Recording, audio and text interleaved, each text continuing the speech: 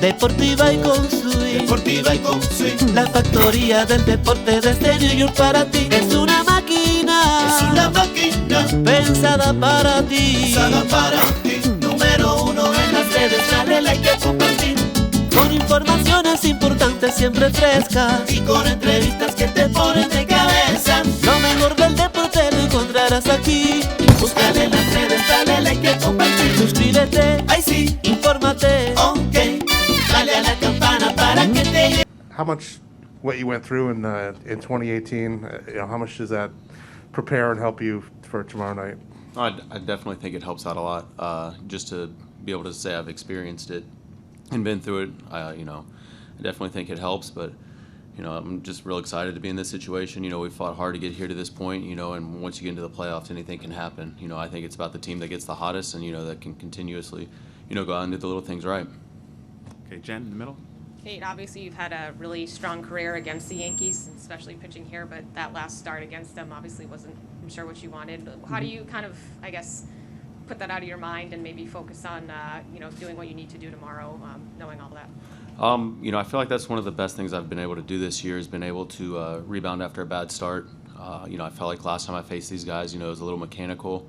Obviously, I was falling behind in some counts, and any team, especially at this point, if you fall behind in the counts, they're going to be able to do damage. And I wasn't able to execute my off-speed pitches, and the next start against Baltimore, I felt like I was locating all my pitches and I was pounding the zone and getting some quick outs. So I felt like I turned the page at that point. Even in the bullpen before then. So I'm just kind of excited just to be able to redeem myself on this start for tomorrow. Pete on the front left.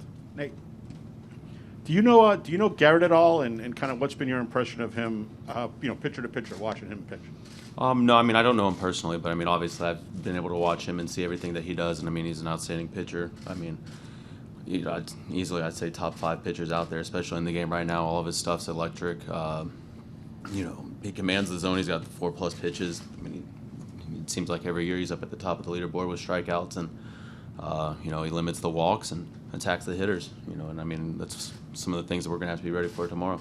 Does it seem fitting to you that in a game like this, it's 2 guys who are all-stars, 2 guys who led their teams all year, it's two guys who belong in this spot? Does it seem like that's how it should be to decide a game like this? Yeah, it's a wild card game, and it comes down to that. It's it's one of the toughest things about the wild card game. It comes down to one, and next few it's best of 5, best of 7. You got other guys you can rely on, but right now it's it's a do or die out there. You gotta win this game to move on. Okay, Marlene, back left. Hey, Nate, did you ever think you would be in this position? Like facing your former team, obviously the Red Sox are your team, but facing your former team in such an important game?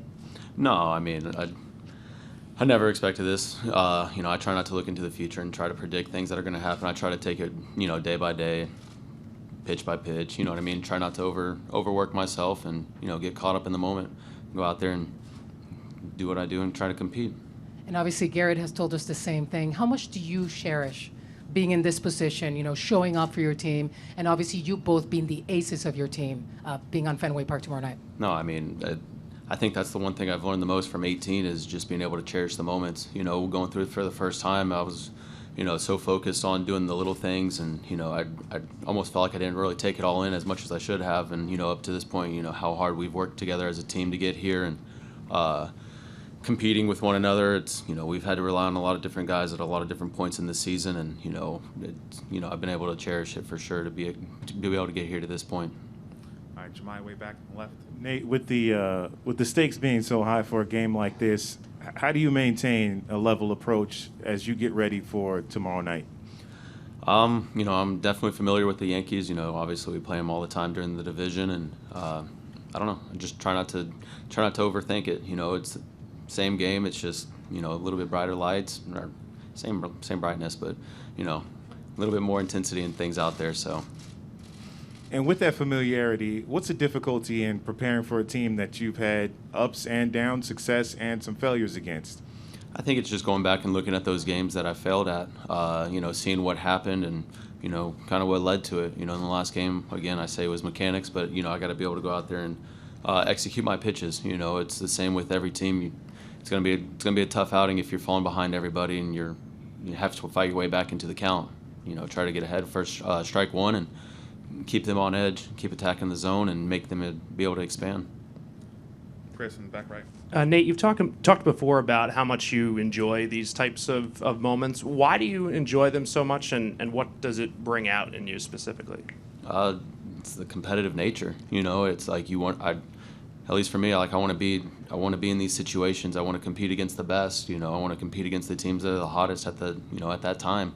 I feel like, especially with pitching, you can really motivate the team and get them going to move on to the next round, things like that. You know, you go out there and you perform well, or even if you don't, you know what I mean. You don't do well, and the team picks you up. You know, we've been around each other all year.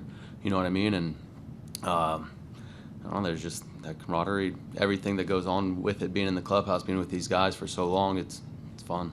And does it change anything when a team is so prolific with the home run? Does it change anything in terms of how you attack or prepare? I don't think so. You know, again, it comes down to attacking the strike zone. You know, I think if you're ahead 0-1, 0-2, you can expand, and you know they're liable to swing more as opposed to if it's 2-0, 2-1. You know, they're in the driver's seat, and you want to stay in control of the entire game. Okay, Chad front right. Hey Nate, obviously in 18, Alex used some of the starters in relief, and he showed Sunday he's willing to do that again. Obviously, it won't be you tomorrow, but for those guys who are in that role, what's the challenge of that, of a starter being in the pen for one night and having to maybe come in and get huge outs late in the game?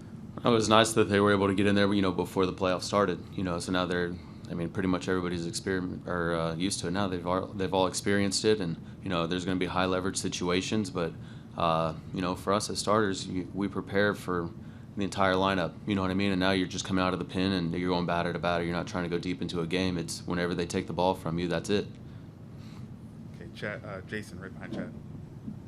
Hey Nate, what was your approach kind of this season, knowing that Chris was going to be out so long and maybe being that number one guy on the team? Like, did that drive you this season?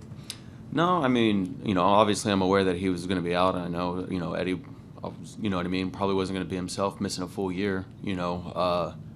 It's just going out there and competing again. You know, I take a lot of pride in what I do and going out there and competing against the best, and our division's one of the best out there, so you got to be prepared to come in every game, every start, locked in, ready to go. Eric on the left. Nate, how much of a challenge are Stanton and Judge back-to-back, particularly the way they've been hitting the last couple of months? Yeah, I mean, they've been outstanding for the team. You know, they've been able to carry them up to this point. I mean, really up and down their lineup. You know, again, the further we go into the playoffs, the better the lineups are going to get, the deeper they're going to be, and you know, that's one of the fun parts about the playoffs. You know, everybody's outstanding. You know what I mean? They all put together quality at bats, and you got to go out there and again, you stay in the driver's seat and you control the game, and you know, you try not to let them get anything going. Anybody else for Nate? Okay.